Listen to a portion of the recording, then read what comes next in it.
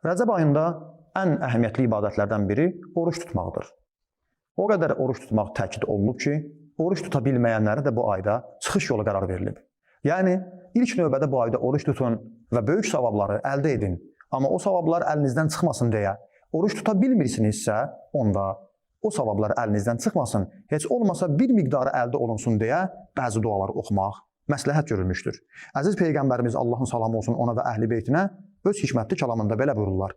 Hər kəs bu ayda oruç tuta bilməsə, hər gün deyilən təsbihi 100 dəfə zikr eləsin ki, o oruç tuta bilmədiyinə görə oruç tutmağın savabını əldə etsin.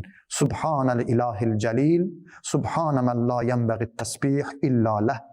Subhanəl əəzzil əkrəm, subhanə mən ləbisəl izzətə və huvə ləhu əhlun. Allahın sifətlərini sayıb, Allaha təsbihdən, Allaha zikir və Allahı pak bilməkdən danışılır. Oruç tuta bilməyənlər heç olmasa bu zikri əldən verməsinlər.